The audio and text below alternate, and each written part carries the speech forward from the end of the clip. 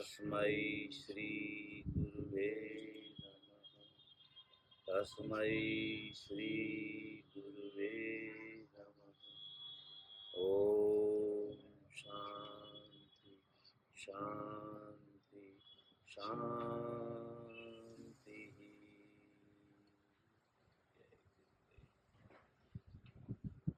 धन्यवाद।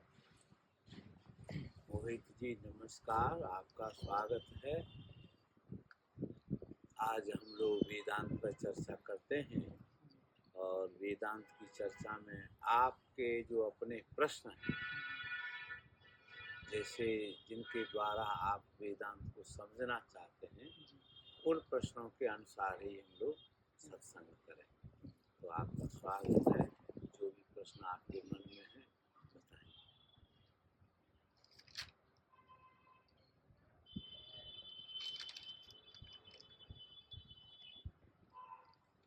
गुरु जैसे मैं आज वो पढ़ रहा था नाड़ियों के बारे में जी।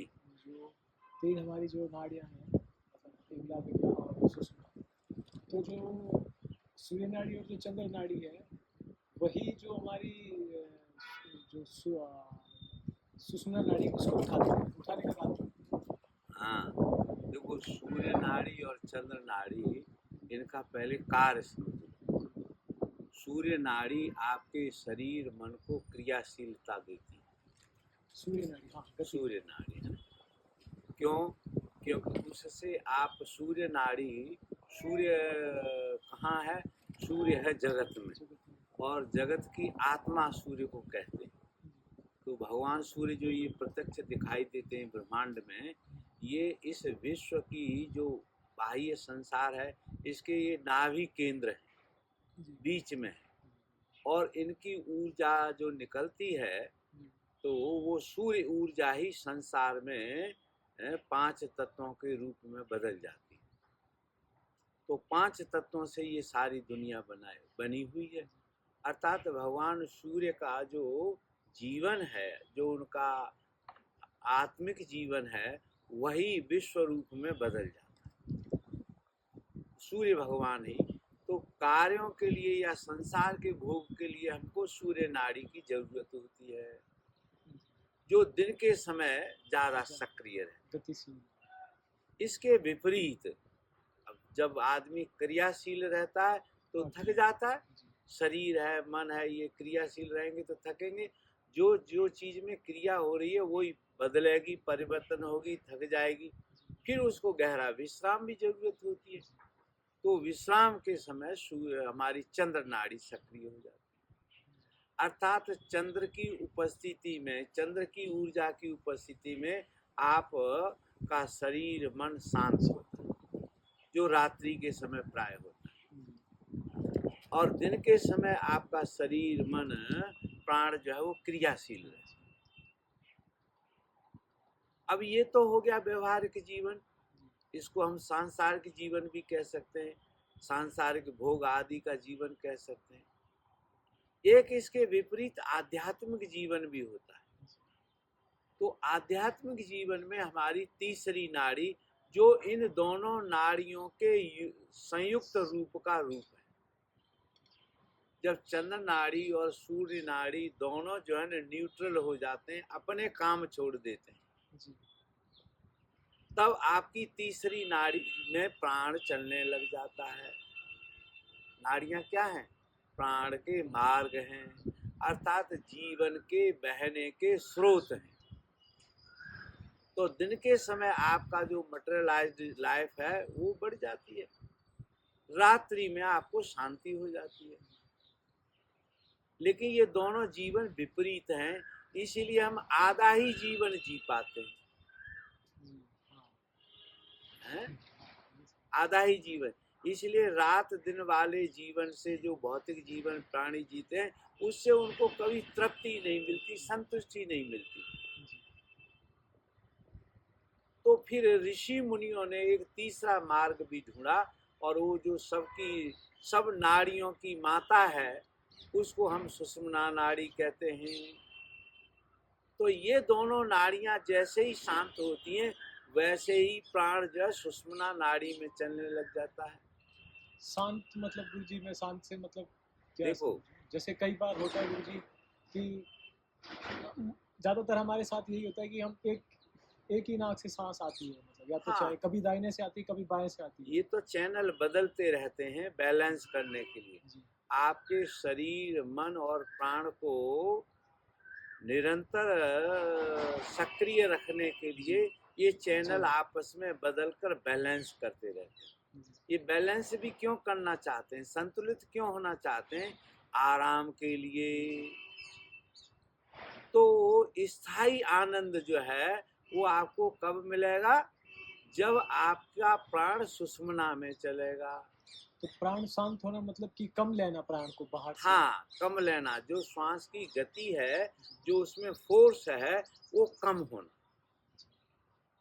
तो जैसे जैसे श्वास की गति जो है नथनों के अंदर ही घटती चली जाती है, जी फिर एक समय ऐसा आता है कि बिल्कुल दोनों श्वास बंद जैसी हो जाती हैं।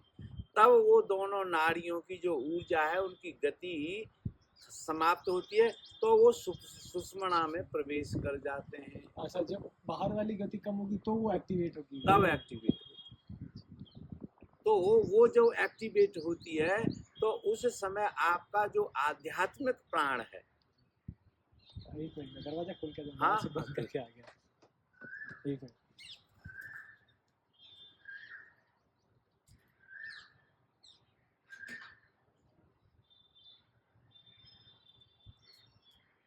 हमेशा मेरे दिमाग में रहेगा, बाहर से कोई नहीं देख सकता। जी गुरु जी। तो हमारी ये जो दो विपरीत नाड़ियां हैं, इनमें हमारा जीवन जो है ना व्यवहारिक रहता है, भौतिक रहता है, क्रियाशील। नमस्ते बेटी, खुश रहे। घर में सब ठीक है? जी खुश रहे। समझ रहे हैं ना? समझो इस सिद्धांत को। जी गुरु जी। जो चंद्र नाड़ी है, सूर्य नाड़ी है, ये हमारे भौतिक जीवन की अर्थात शरीर की क्रियाशीलता, मन की क्रियाशीलता के लिए ये दोनों प्राण चलते रहते हैं। अगर सूर्य नाड़ी बंद हो जाए, चंद्र नाड़ी ही चलती रहे, एक नाड़ी चलती रहेगी, तो फिर जीवन एक तरफा हो जाएगा। मान लो किसी व्यक्ति की चंद्र नाड़ी ही शुरू हो जाए, सूर्य नाड़ी न चले, तो वो क्रियाशील नहीं रहेगा। तो जो आलसी लोग ज्यादा होते हैं, हाँ, तो उनकी ये नाड़ी ज्यादा काम करती है, ऐसा वो मान सकते हैं। बिल्कुल ऐसा भी मान सकते हैं। जो लोग आलसी होते हैं, जिनमें उत्साह नहीं होता, सूर्य नाड़ी से हमारा उत्साह वर्धन होता है, शारीरिक मानसिक दोनों तरह का, भावात्मक भी। अच्छा, इसीलिए वो बराबर चाहिए। वो बिल्कुल व्यवहारिक जीवन में प्रैक्टिकल होते हैं। और चंद्र नाड़ी वाले शांत चित्त के होते हैं। सूर्य नाड़ी वाला तुरंत निर्णय लेगा, और जिसमें चंद्र नाड़ी चल रही है या चलती है, डोमिनेंट है, तो वो धीरे धीरे वो कहेगा भाई मुझे शांति से विचार करने दो, तब मैं निर्णय लूंगा, तब बताऊंगा। तो वो जगत के प्रति उदासीन भी होते हैं, ऐसा भी हम कह सकते हैं। वो अंतर्मुखी होते हैं, इंट्रोवर्ट रहते हैं ज्यादा। और सूर्य, उनके शरीर मन चंचल होने की वजह से वो एक्सट्रोवर्ट होते हैं। अब मनुष्य जो है इसमें आधा जीवन जीता है, इसीलिए वो जो है ना, अब लोगों का जो उद्देश्य है वो क्या है, जीवन भी जिए हम, लेकिन थकावट तनाव से भी मुक्त रहें। तो उस परम शांति को ढूंढने के लिए योगियों ने एक तीसरा चैनल जो हमारे अंदर है, परमात्मा ने दे रखा है, जिसको हम सुषुम्ना नाड़ी कहते हैं, जो सब नाड़ियों की महारानी है, वो सक्रिय हो जाए। सुषुम्ना नाड़ी गुरु जी सीधी चलती है। सुषुम्ना नाड़ी का चलने का मतलब है कि जब दोनों आपकी नासिकाएं सूर्य चंद्र नाड़ी बराबर चलते रहें लगातार, दोनों नासिकाओं से सांस लें और दोनों नासिकाओं से सांस छोड़ें, उसको उन्होंने न्यूट्रल पथ कहा है। तो गुरु जी, जब दिन में बहुत कम टाइम होता है कि जब हमारी दोनों नासिकाएं चलती है, मतलब दोनों नाक से एक्सेल हो रहा है, दोनों वही नाक वही से वही इनहेल हो रहा है। वह मार्ग जो है वो सुषुम्ना का मार्ग। अच्छा, तो मतलब उस टाइम सुषुम्ना एक्टिव हुई है थोड़ी बहुत कहीं ना उस समय क्या है कि आपका शरीर और मन दोनों परम शांत, मतलब शांति कहीं। में अच्छा, रहते शांति हैं में। और क्रियाशील भी बने रहते हैं। क्रियाशील बने रहते हैं लेकिन बिना थकावट के, क्योंकि उस समय आपके व्यक्तित्व में जो कर्म हो रहा है वो नैश्य कर्म है। तो इसको मैं अगर भौतिक शरीर से देखूं तो मतलब मेरे को बस दोनों नाक से एक साथ इनहेल और एक्सेल चाहिए, मतलब हाँ, तो मेरा वो इंटरवल से है। तब वो सुषुम्ना नाड़ी आपकी जाग, जब सुषुम्ना नाड़ी काफी लंबे समय तक चलती रहती है तो योगी को चित्त में शांति आती है और उसका आध्यात्मिक जो चिंतन है वो बढ़ने लग जाता है, भौतिकता से मुक्त होकर सूक्ष्मता की ओर चला जाता है। जो ये सूर्य नाड़ी प्राण नाड़ी है, ये भौतिकता से या भौतिकता को, अर्थात ये आपके अहंकार का निर्माण करते हैं। सुषुम्ना नाड़ी जो है वो अहंकार का विलीनीकरण करती है। फिर आप जो है ना एक उदासीन स्थिति में रहते हुए अपने जीवन को साक्षी भाव से देखते रहते हैं। फिर आपके जो प्रारब्ध है वो चालू हो जाता है और प्रारब्ध के अनुसार आप जीते रहते हैं। तो सुषुम्ना नाड़ी में जैसे ही प्राण प्रवेश करता है वैसे ही आपके शरीर बंधन, मन के बंधन, भावों के बंधन ढीले पड़ने लग जाते। तब आप शरीर से हल्का महसूस करते हैं, मन से शांत महसूस करते हैं, भावों से परम आनंदित रहते हैं। और तब लोग कहते हैं, हठ योगियों ने कहा कि सुषुम्ना में शरीर सुषुम्ना नाड़ी के सक्रिय होने से, अर्थात सुषुम्ना नाड़ी में दोनों एड़ा और पिंगला नाड़ी जब प्रवेश कर जाती हैं, मर्ज हो जाती हैं, अपने कार्य छोड़ देती हैं, तो शरीर हल्का होने की वजह से उड़ने भी लग जाता है, उठने लग जाता है, गुरुत्वाकर्षण उसमें कम हो जाता है, जो कर्म की भावना है वो कम हो जाती है। ये सुषुम्ना नाड़ी जो है वो सीधी जाती है और ईड़ा पिंगला जब सही अपने काम छोड़ देती तो वो दाएं बाएं ओर से है ना, वो दो द्वार हैं उनके। तो वो मतलब जिगजैग कब चलती है और सीधा कब चलती है ईड़ा पिंगला? ईड़ा पिंगला, ईड़ा पिंगला तो दोनों बैलेंस, एक दूसरे को बैलेंस करने के लिए शरीर का जो मुख्य ऊर्जा है उसको हम तापमान कहते हैं, उस तापमान को सम रखने के लिए सूर्य नाड़ी चंद्र नाड़ी में बदल जाती है, चंद्र नाड़ी सूर्य नाड़ी में बदल जाती है। अच्छा, नाड़ी एक ही है, बस वो तापमान के हिसाब से चेंज, तापमान के हिसाब से या तापमान नाड़ियों के चलने से नियंत्रित रहता है।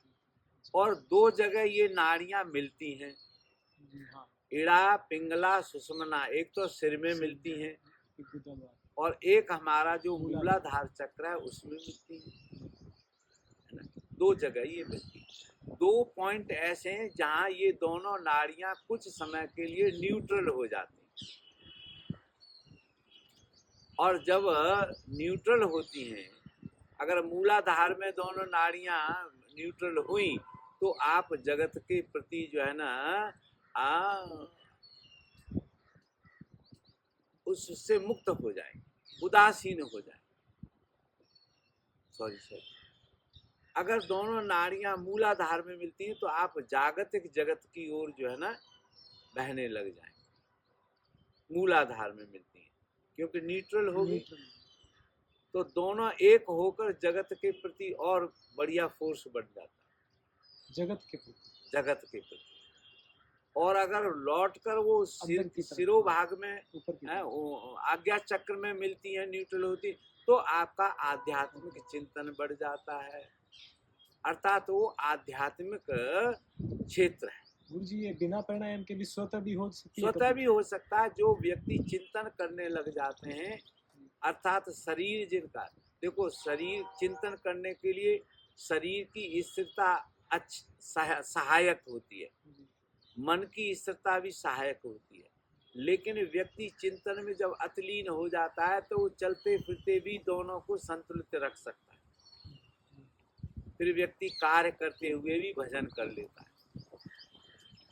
या भजन में भी कार्य उसका चलता रहता तो है। गुरु जी ऐसे कुंडली जब उठती है तो बोलते हैं कि वो सांप की तरह, मतलब ऐसे ऐसे करके नहीं ऊपर नहीं, ये देखिए सेंसेशंस का जो है ना हमको अनुभव होता है, वो लोग ऐसा महसूस करते हैं कि हमारी नाड़ी में जब कुम्भक नाड़ी ये कुंडली। कुम्भक जब सिद्ध हो जाता है तो सुषुम्ना उसमें प्रवेश कर जाती है और वो फिर सांप की तरीके से गति करती है, ऊपर जाती है। ये इसके जो है ना सिंबॉलिज्म है। क्योंकि सुषुम्ना जो है वो सीधी जाएगी। नहीं, सुषुम्ना के भी 3 हिस्से बताए। अच्छा। एक तो सुषुम्ना का बाह्य हिस्सा है जिसमें इड़ा पिंगला नाड़ियां और सुषुम्ना स्वयं मिलके बनाती है। एक उसका अंत भाग है जिसमें एक नाड़ी होती है हाकिनी और चित्रणी, हाँ। और इन दोनों के बीच में होती है ब्रह्म नाड़ी। वो उसका अंदर का स्वरूप है सुषुम्ना का भी। सुषुम्ना, गुरु जी ऐसा है कि सुषुम्ना नाड़ी कोई ब्रह्म नाड़ी बोलते हैं, ऐसा है या हाँ, जो बहुत ज्यादा क्लासिकल नहीं पढ़ते हैं वो सीधा उसको ब्रह्म नाड़ी कह देते हैं, क्योंकि अंत तो गत्वा जो सार रूप है, अंत स्वरूप है, वो ब्रह्म नाड़ी है। उसके दाएं बाएं चित्रणी और जो है ना हाकिनी या ऐसे उनके नाम हैं, तो वो दो वो इड़ा पिंगला ही समझ लो उनको भी। तो ऐसा समझ लो कि एक स्थूल नाड़ी है, भौतिक नाड़ी है, उस भौतिक नाड़ी के अंदर भी एक और गहरी नाड़ी है जिसे हम सूक्ष्म नाड़ी कह सकते हैं।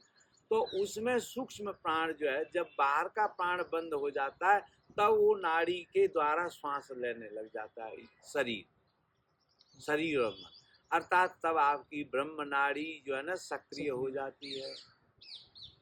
तो जागृत स्वप्न दो जो अवस्थाएं हैं वो आपकी भौतिक नाड़ी का खेल है। भौतिक नाड़ी के जो सुषुम्ना के इड़ा पिंगला और सुषुम्ना का जो भौतिक स्वरूप है उसकी दो अवस्थाएं हैं, जागृत और स्वप्न। सूर्य नाड़ी प्रभावित रहेगी तो आप जागृत रहेंगे, चंद्र नाड़ी प्रभावित हो जाएगी तो आप स्वप्न दृश्य में चले जाएंगे। और अगर ब्रह्म नाड़ी जो चित्रणी और ब्रह्म नाड़ी जो बीच में है वो अगर उसका सेंट्रल पार्ट वो चालू हो जाएगा तो आप जो है ना आध्यात्मिक समाधि में चले जाएंगे। उसमें सूर्य नाड़ी और पिंगला नाड़ी, सूर्य नाड़ी, इड़ा नाड़ी हमेशा के लिए फिर विलीन हो जाएंगे। आप पूरे तरह से अंतर्मुखी हो जाएंगे, समाधिस्थ हो जाएंगे और फिर ब्रह्म नाड़ी से आप हल्का हल्का सांस अंदर ही अंदर लेते रहेंगे, जिसको हम नाभि से सांस लेना कहते हैं। वैसे प्राय तो हम फेफड़े से सांस लेते हैं, है ना। फेफड़े से और नाड़ी से सांस, नाभि से सांस लेने का विज्ञान समझो। जब व्यक्ति का अहंकार अत्यंत उतावला होता चला जाता है, बढ़ता चला जाता है, स्थूल हो जाता है, तब उसकी जो श्वास की गति है वो उथली हो जाती है, फेफड़े से लेने लग जाता है। और जितना व्यक्ति शांत चित्त होता है वो व्यक्ति जो है ना नाभि से सांस लेते हैं। जो बच्चे जो पेट में गर्भ में होते हैं वो नाभि से लेते हैं। नाभि से सांस लेते हैं। बाहर आने पर भी कुछ दिन तक वो महीने 6 महीने नाभि से। तो जैसे जैसे अहंकार का, अब अहंकार क्या है? शरीर का एहसास होना कि मैं शरीर हूँ, मैं मन हूँ, यही तो अहंकार है। तो शरीर भी क्रियाशील होता है, मन भी क्रियाशील होता है। मन और शरीर जब जगत से जुड़ते हैं तो क्रियाशील होते हैं, तो हमारा जो ईगो है, अहंकार है, वो बढ़ता जाता है, मजबूत होता जाता है, जगत ही सत्य है ऐसा अनुभव होने लगता। फिर जगत के कार्य करने के लिए ही योगी रात दिन व्यस्त रहता है, शांति उसको होती नहीं। लेकिन जो शांत चित्त वाले होते हैं उनकी जो नाड़ी है वो ब्रह्म नाड़ी चलती है, तो उसकी श्वास की जो लंबाई है वो कम होती चली जाती है, शांत होता चला जाता है। नाभि से टुक टुक टुक टुक धीरे धीरे सांस लेता है। देखो ये इड़ा और पिंगला को हम घड़ी के पेंडुलम से भी समझ सकते हैं। हमारे अंदर भी एक बायो क्लॉक रहता है जो नाभि में या हृदय में या आज्ञा चक्र में होता है। वो पेंडुलम जो है हमारे शरीर के दाएं बाएं दोनों हिस्सों को बराबर बैलेंस किए रहता है।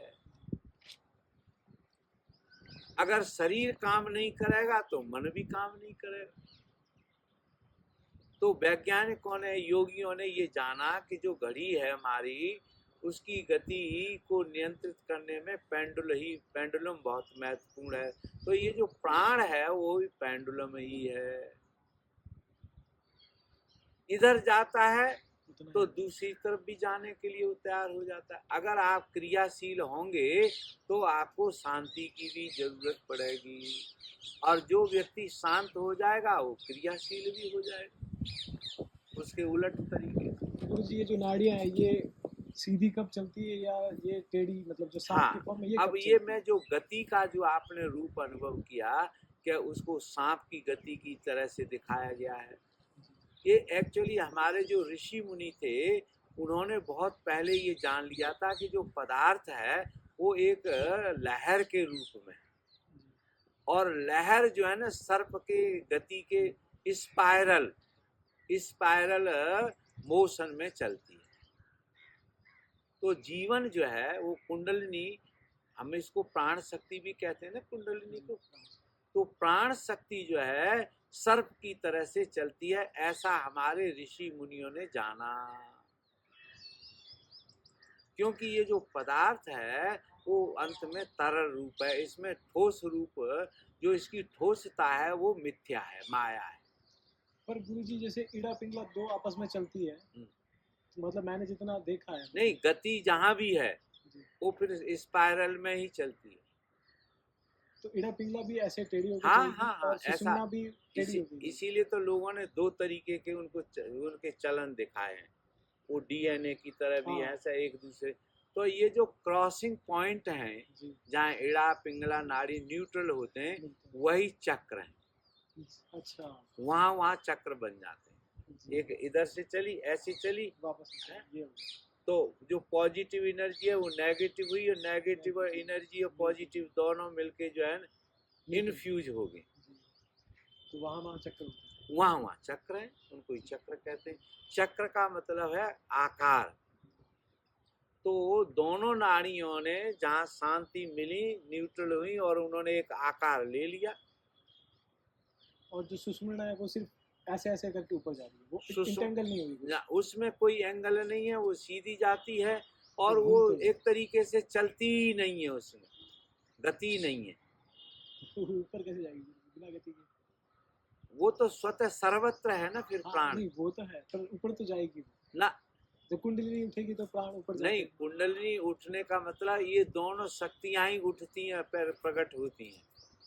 इड़ा और पिंगला ही जो है ना वो एक दूसरे को क्रॉस करती हैं, तब वो न्यूट्रल हो जाती हैं। तो कुंडलिनी तो कहीं उठती और गिरती नहीं है। कुंडलिनी के जो दो चार्ज हैं, नेगेटिव चार्ज और पॉजिटिव चार्ज, वो क्रिया करते हैं। जो कुंडलिनी को प्राण कहते हैं, वो प्राण तो सर्वत्र व्याप्त है ही अंदर से शरीर में, वो चलता नहीं है। तो जी, जैसे आपने जो डायग्राम बताया था कि जो हमारे ब्लॉकेज धीरे धीरे करके हमारे जो वो इड़ा पिंगला की सक्रियता से ही हो जाता है, निष्क्रिय, निष्क्रिय हो जाते हैं। जो इड़ा पिंगला जो है ना वो कार्य करती है, वही तनाव बनाती है। तो पिंगला नाड़ी अगर ज़्यादा सक्रिय रही तो तनाव आपके बढ़ते चले जाएंगे, और जैसे ही पिंगला नाड़ी शांत होगी और इड़ा नाड़ी उसमें प्रभावित हो जाएगी तो उन चित्रों को, उन तनावों को वो निकाल देगी, शांत हो जाएंगे आप। और जब न्यूट्रल हो गए तो आपकी कुंडलिनी चल गई। योगी का जो चित्त है वो शांत होता है, व्यवहारिक व्यक्ति का चित्त जो है ना चंचल रहता है। तो इड़ा पिंगला जो है सुषुम्ना की व्यक्त अवस्थाएं, और इड़ा पिंगला जब शांत हो जाती है तो सुषुम्ना अव्यक्त हो जाती है। तो अव्यक्त जो प्राण है, जो शरीर मन में समाया हुआ है, या जो शरीर मन का आधार है, वो मूल प्राण है। देखो, प्राण को समझने के लिए 4 डायरेक्शन भी तो बताई हैं। एक ही प्राण 4 भागों में बट जाता है। एक जिसे हम उदान प्राण कहते हैं, ऊपर की ओर, ऊपर की दिशा के, और अपान नीचे की ओर, और जो व्यान और व्यान सारे शरीर में व्याप्त रहता है, और समान जो है ना नाभि में रहता है। ऐसा उसका वो व्याख्या की गई है। या डायरेक्शन के हिसाब से समझें तो उत्तर दक्षिण और पूर्व पश्चिम ऐसे प्राण आकार बना लेता है फैलकर। जो सुषुम्ना प्राण है, ये सुषुम्ना प्राण जब जगता है तो क्या होता है कि वो चारों प्राण जो फैल रहे थे वो सिकुड़कर केंद्र की ओर आ जाते, तो वो कुंडलिनी का जागरण मान लो। उनका जो फैलाव है वो जगत के प्रति जागरण है। कुंडलिनी प्राण तो कभी शांत होता नहीं, चलता ही रहता है। वो बाहर की तरफ जाता है। तो आप समझ लो कि आपकी कुंडलिनी जो है वो असेंडिंग हो रही है, बाहर की ओर जागते हो रही है। फिर जो लौटने लगती है तो वो डिसेंडिंग होने लग जाती है। तो गुरु जी जो कुंडलिनी का बताया था कि कुंडलिनी उठ रही है, मतलब वो ऐसे ऐसे ऐसे करके हाँ, वो देखो आपको वो स्वास्थ्य, हमारे भारत का जो स्वास्थ्य विज्ञान है उसका भी वो मेडिकल सिंबल है, जिसमें 2 सांप, जो दो नाड़ियां है वो ईड़ा पिंगला ही है, बस ईड़ा ही पिंगला है। उसमें सुषुम्ना का कुछ नहीं। सुषुम्ना का तो रूप ही नहीं हो सकता, क्योंकि जहाँ प्राण चल ही नहीं रहा है वहाँ आकार ही नहीं होगा। गति होगी तब तो वो तो स्पेस हो गया। मैं इसको यही समझ सकता हूँ कि गुरुजी ईड़ा और पिंगला दोनों एक, मतलब जब इंटैंगल होती है तो वही सुषुम्ना बन जाती है। हाँ, वैसे वो जो पॉइंट हैं वो सुषुम्ना के ही भाग हैं, जिनको हम चक्र कहते हैं, वो सुषुम्ना के ही भाग हैं। और जब वो चक्र बाहर की ओर सक्रिय रहते हैं तो हम सांसारिक जीवन की ओर दौड़ते रहते हैं, हमारी चेतना का वहन होता है। और जब शांत हो जाते तो हम जगत के प्रति उदासीन होकर इंट्रोवर्ट हो जाते हैं। आप देखो, हमारा जो पूरा व्यक्तित्व है, शरीर है, इसके मन के जो मन है ना, मन को हम कुंडलिनी कहते हैं, जो ब्रेन में रहती है, जो ब्रेन को सक्रिय करती है। ब्रेन क्या है? फिजियोलॉजी पार्ट है आदमी का, है ना, और वो भी 2 हिस्सों में बटा हुआ है। तो हमारी जो फिजियोलॉजी है वो भी 2 हिस्सों में बटी हुई है पूरी। शरीर का जो आकार है वो 2 हिस्सों में बटा है, जिसे हम दायां बायां अनेक सिंबलों से कहते हैं। तो वो जब न्यूट्रल हो जाते हैं, दोनों मिल जाते हैं, तो सुषुम्ना हो जाती है। अर्थात आप शरीर और मन से दोनों से शांत हो गए तो आपका सुषुम्ना जग गया। सुषुम्ना मतलब न्यूट्रल, न तो उसमें हॉट एनर्जी है न कोल्ड है, दोनों जो है ना न्यूट्रल है, क्योंकि दोनों मिल गए, एक दूसरे को खा गए। ईड़ा पिंगला दोनों खत्म हो जाएगी तो सुषुम्ना बन जाएगी। और गुरु जी जैसे हम ये अनुलोम विलोम करते हैं जी, तो इसमें जब हम सांस लेते हैं तो ऐसा बोलते हैं कि सांस की इतनी धीमी लेनी चाहिए कि पास वाले को पता ना चले, आपको बस वो धीमा करने का ही प्रयास है। सांस की गति को धीमा करना ही प्राणायाम है। अब वो चाहे इसको रोक के ऐसे ऐसे करो या केवल उसको ऑब्जर्वेशन देखने से ही वो धीरे धीरे शांत हो जाती है। देखो जैसे कि अभी मैं ये जो आवाज आ रही है बोल रहे इतनी तेज नहीं लेना है, नहीं वो तो देखो कुछ फर्क पड़ता है। वो ज्यादा उसकी गहराई में चले जाते हैं। सांस शब्द न सुनाई पड़े इसका मतलब है कि वो हल्की होगी, बस आपको भी उसकी ध्वनि न सुनाई पड़े, बहुत हल्की। तो ध्वनि सुनाई न पड़ने का मतलब उसके पीछे जो उद्देश्य हुई है कि शांति से धीरे से सांस लें। और इसमें ऐसा भी जैसे मेरे साथ कई बार होता है, मैं जब सांस लेता हूँ या छोड़ता हूँ तो जैसे अब मैं रुक जाता हूँ, मतलब किसी वजह से रुक जाती है फिर छोड़ती है, फिर ऐसे ही। हाँ, वो तो उसमें बीच बीच में ब्रेक आते रहते हैं नाना प्रकार की, तो उसे कोई फर्क नहीं पड़ता, वो सही तरीका। हाँ, वो बिल्कुल सही है। मतलब आपको स्वाभाविक रूप से जो कुछ भी हो जाता है जी, वो आपके लिए उचित है, अनुकूल है और उसको होने देना चाहिए। तो श्वास 2 बार में भी छूटती है, फिर रुक जाती है और गहरा उसको बाहर फेंकने के लिए आप बिल्कुल श्वास को खाली कर देते हैं, तो फिर गहरी सांस भी लेने पड़ती है। तो नाना प्रकार की जो श्वास की गतियाँ हैं वो होती रहती हैं। अंत में वो सब गति शांत होकर बिल्कुल आपका श्वास चलेगा भी।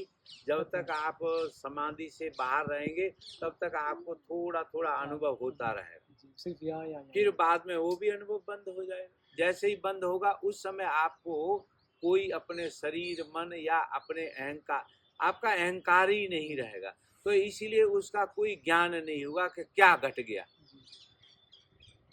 आज जब वो घटा रहेगा, जब तक बना रहेगा, आप समाधि में रहेंगे। जब वहां से लौटेंगे, लौटते क्यों है कि आपका शरीर, मन जो है ना बिना प्राण के मरने लगता है, तो वो घबरा जाता है और फिर से वो श्वास की गति को, तब आप लौट के फिर आ जाते हैं।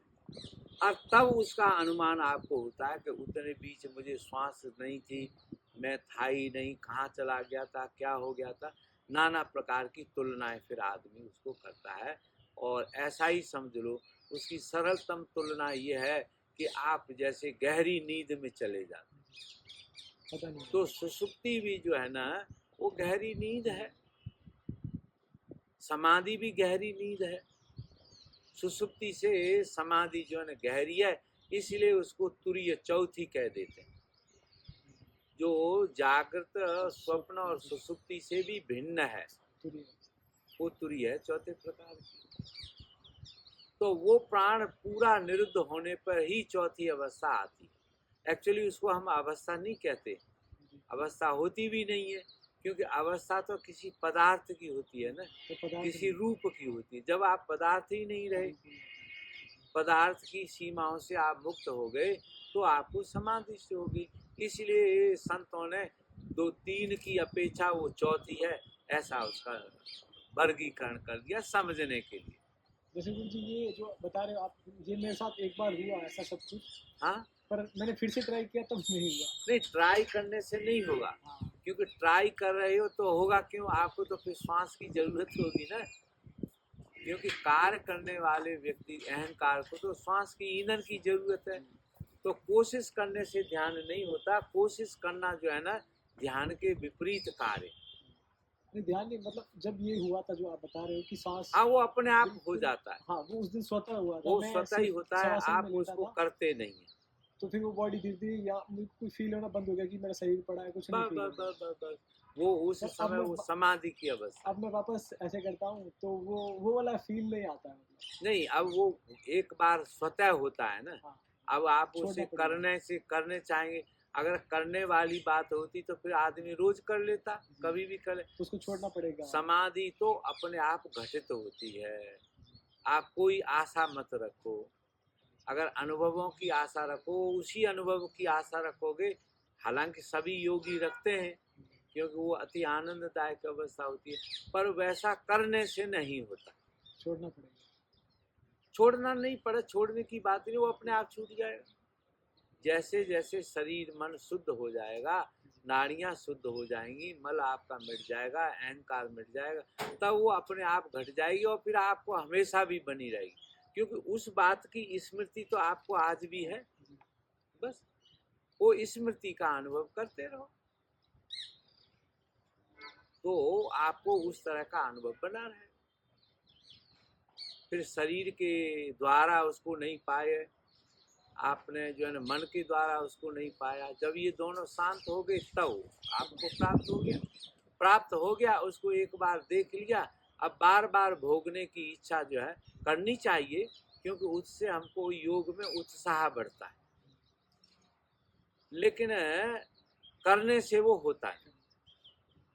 तो बस प्रभु की, परमात्मा की शरण में एक बार चले गए, अब उनकी कृपा कब होगी वो जाने, उनका काम जाने।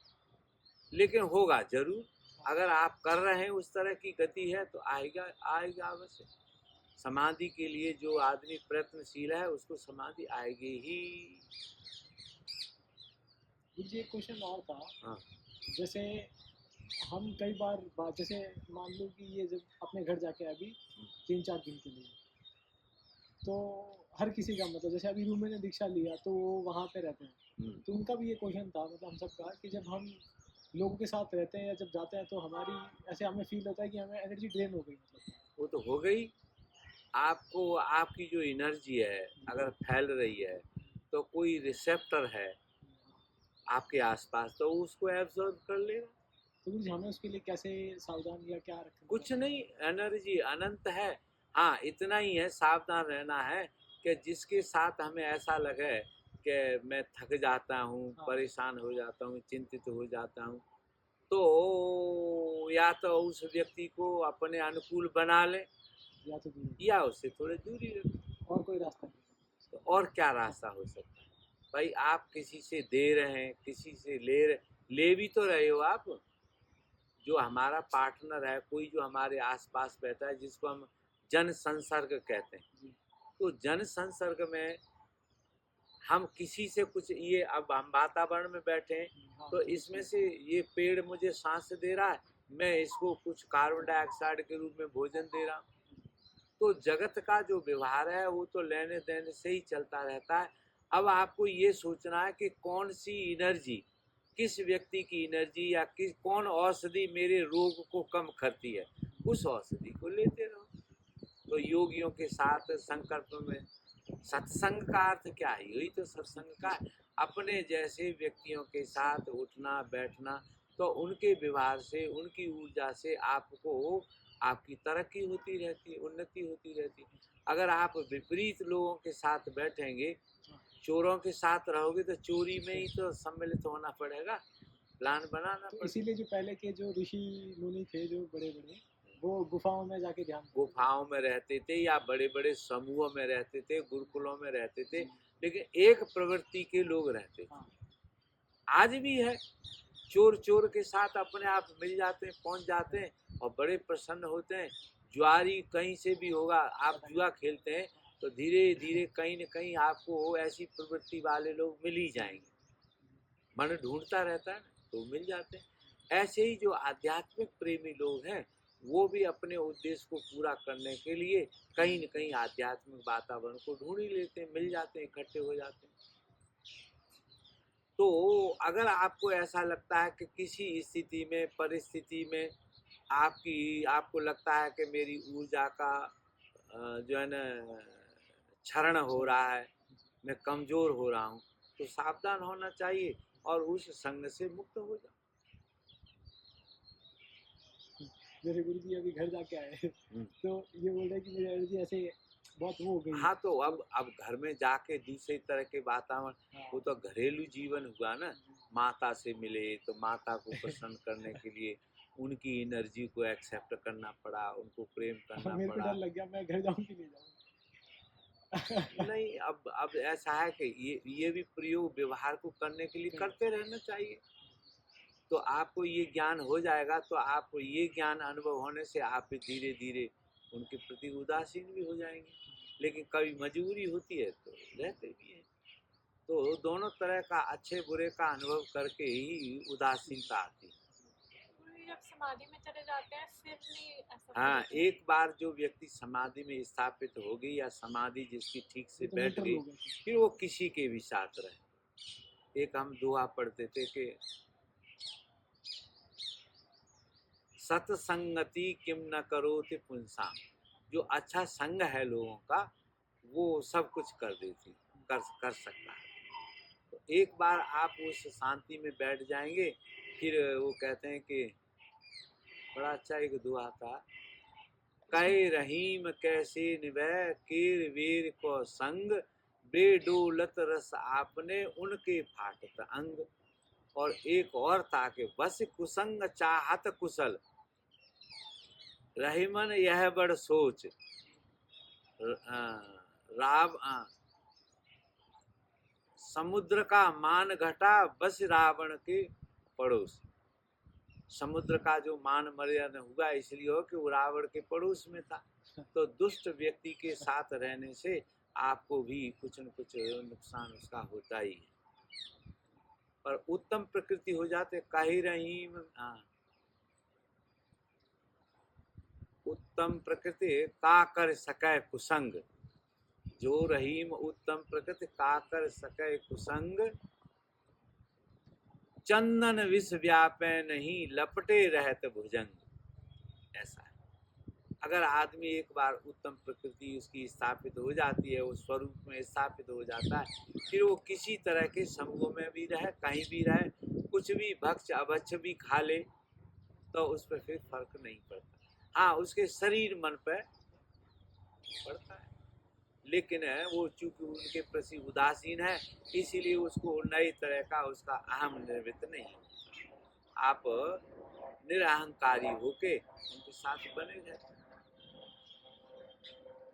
तो संसार से दूर रहने का जो अनुभव है वो भी आपके लिए सकारात्मक भी है, और कभी कभी साथ रह के भी हमें उससे शिक्षा ले लेते हैं कि साथ रह के देखा तो पता चला कि इसमें इस तरह की समस्याएं है, तो वो भी थोड़ी बहुत दिन जब तक आपका प्रारब्ध है, आओ जाओ मिलो करो, और ये भी मत सोचो कि भाई इसी ही जन्म में हो जाए। ठीक है, हो जाएगा, तब हो जाएगा, उसके लिए भी क्यों लालाच करें, होगा वो जरूर।